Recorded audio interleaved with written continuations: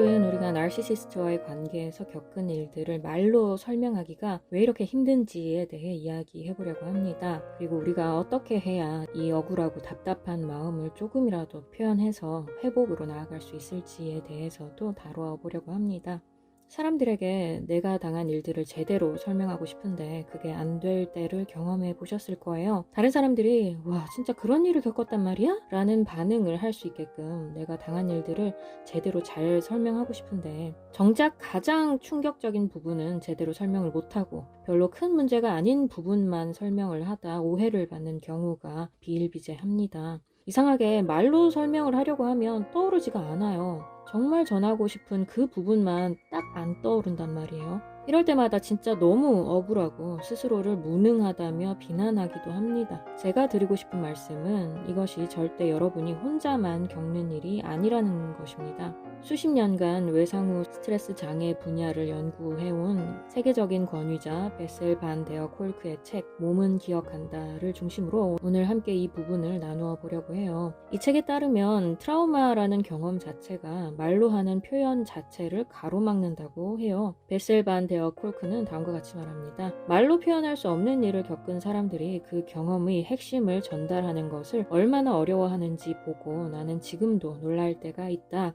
이들은 내면이 경험한 일을 인지하고 느끼고 말로 표현하는 것보다 피해자가 한 일, 즉 부당하게 괴롭힘을 당한 이야기나 복수에 대한 이야기를 하는 것이 훨씬 더 수월하다고 느낀다. 즉 트라우마를 갖게 될 정도로 큰 충격을 받은 사람들은 당시 당했던 일과 그때의 감정을 표현하는 것을 매우 어려워하기 때문에 차라리 다른 이야기를 하는 것을 더 수월하게 느낀다는 것입니다. 그렇다고 사람들이 자신에게 닥친 비극을 전혀 이야기할 수 없는 건 아니라고 합니다. 살아남은 희생자들은 비극을 겪고 얼마 지나지 않아 자신이 겪은 것들 중 기억에 남는 대표적인 이야기를 제공한다고 하는데요. 하지만 이 이야기에 실제 경험한 일의 핵심이 포함된 경우는 드물다고 합니다. 즉 나르시시스트의 피해자가 자신이 겪은 억울한 일들을 이야기할 때마다 정작 해야 할 핵심적인 이야기는 자꾸 놓치고 사실은 그닥 중요하지 않은 것들을 중심으로 이야기를 하게 된다는 것이죠. 이로 인해 사람들은 피해자의 말을 더 신뢰하지 못하게 되고 그깟 일 가지고 그렇게 호들갑을 떠는 거냐? 라는 식의 말들을 듣게 됩니다. 안 그래도 힘들고 억울한 상황에 주변 사람들에게 제대로 설명조차 못하니 피해자는 더더욱 속이 타들어가고 절망에 빠지게 되죠. 트라우마가 생긴 사람들은 시간이 많이 흐른 뒤에도 과거에 무슨 일이 있었는지 말하려고 하면 엄청난 괴로움을 느끼는 경우가 많다고 합니다. 이들의 신체는 공포와 격렬한 분노, 무기력감을 다시 경험하고 동시에 싸우거나 도망가고 싶은 충동을 느끼지만 이러한 감정을 말로 설명하는 건 거의 불가능하다고 해요. 사람을 이해력의 한계로 몰고 가서 평범한 경험이나 상상할 수 있는 과거를 이야기할 때와 같은 언어 표현을 차단해버리는 것이 트라우마의 본질적인 특성이라고 합니다. 그리고 안타깝게도 이 트라우마의 본질적인 특성 때문에 우리가 당했던 일들을 말로 전하지 못하는 동안 그 경험에 관한 지워지지 않는 이미지들이 악몽처럼 되살아나 머릿속에서 재현됩니다. 아마 나르시시스트와의 관계에서 극심한 고통을 겪어보신 분들은 오늘 이야기가 결코 낯설지 않으실 거예요. 이렇게 내 속에 있는 기억이 말로 잘 표현되지 않을 때 우리가 시도해 볼 수 있는 효과적인 방법으로 이 책에서는 자유로운 글쓰기라는 방법을 소개합니다. 방법은 다음과 같습니다. 일단 아무거나 바로 눈앞에 있는 물건을 보며 마음속에 맨 처음 떠오르는 생각을 써보는 거예요. 그런 다음 멈추거나 쓴 내용을 읽거나 지우지 말고 쭉 계속해서 써나가는 겁니다. 싱크대 위에 놓인 나무 스푼을 보고 할머니와 만들던 요리가 떠오를 수도 있고 어릴 때 맞았던 기억이 떠오를 수도 있습니다. 대대로 물려받은 찻주전자는 마음속 가장 깊은 곳 어딘가 이제는 없는 사랑하는 이를 간직한 곳으로 정처 없이 우리를 데려갈 수도 있고 사랑과 갈등을 동시에 느꼈던 가족들과의 휴일 풍경이 떠오를 수도 있어요. 이미지가 떠오르고 이어 기억이 나고 그 내용을 기록할 수 있는 문장이 떠오를 것입니다.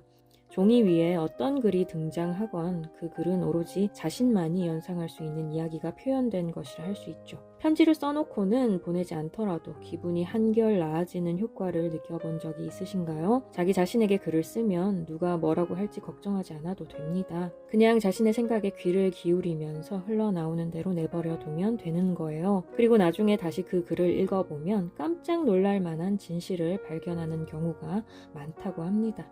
이전에 말로 표현해 보려고 안간힘을 써도 잘 안 되던 것이 이 글로 표현되는 일이 벌어진다는 것이죠. 일단 하루 15분씩 4일 동안 먼저 시도를 해보면 그 효과를 몸소 느낄 수 있다고 합니다. 많은 사람들이 아무거나 처음 떠오른 것을 시작으로 여러 이야기들을 써나가다가 이야기들이 꼬리에 꼬리를 물고 이어져서 마음속 가장 깊은 곳에 간직하고 있던 트라우마와 관련된 생각과 감정으로 이어져 그것들을 글로 쓰게 되는데요. 그렇게 트라우마와 관련된 생각과 감정을 글로 쓰자 기분이 나아지고 보다 긍정적인 태도를 갖게 되었으며 신체 건강도 개선되었다고 합니다. 물론 손가락 하나 까딱하기 힘든 상태에서는 이 글쓰기마저 힘들 수도 있습니다. 그때는 좋은 전문가를 찾아 약을 처방받고 좋은 음식을 먹고 푹 쉬면서 스스로를 잘 돌보는 것이 중요하죠. 그리고 나서 이제 조금씩 손가락을 움직여 글을 쓰는 것이 가능하겠다 싶은 그런 마음이 들 때 이 자유로운 글쓰기를 시도해 보시면 좋을 것 같습니다. 이 책에서는 말합니다. 트라우마에서 회복되기 위해 반드시 해결해야 하는 과제는 과거의 기억들을 지금 현재 벌어진 일처럼 느끼며 제압되지 않고 그 기억과 더불어 살아가는 법을 배우는 것이다. 또한 치료사를 통해 자신의 트라우마에 관한 상세한 내용을 반복해서 듣도록 하면 신체의 생물학적인 반응이 약화되어서 자신의 경험을 끊임없이 다시 겪게 하는 대신 저건 그때 일이고 이건 지금 현재구나 라는 사실을 깨닫고 기억할 수 있다고 합니다. 그런데 사실 우리가 치료사를 통해 자신의 트라우마에 관한 상세한 내용을 반복해서 듣는 경험을 할 만한 곳을 찾기는 쉽지가 않죠. 제 채널이 만들어진 이유 중 하나가 여기에 있습니다. 사람들이 자신의 트라우마에 대해 설명하는 것에 어려움을 느끼고 있고 또 그 이야기를 찾아내 상세히 반복해서 들려줄 만한 치료사를 만나는 것 또한 어려운 일이기 때문에 제 채널이 여러분의 마음을 아주 조금이라도 표현해주고 또 상세히 반복해서 이야기해주는 역할을 해줄 수 있다면 참 좋겠다는 생각이 이 채널을 시작하게 만들었습니다. 과거의 기억에 더 이상 제압당하지 않고 일어난 일에 대해 좀 더 객관적이고 의연한 시각으로 바라보며 스스로 신체와 정신에 대해 다시금 내적 리더십을 발휘할 수 있게 되기까지 이 채널이 부디 여러분에게 조금이라도 도움이 되었으면 합니다. 나르시시스트와의 관계로 인해 심각한 고통을 겪고 있다면 전문가의 도움을 받는 것이 최선임을 항상 기억해 주시고요. 그럼 여러분의 모든 문제가 다 해결되기를 바라면서 저는 또 다음 시간에 뵙도록 하겠습니다.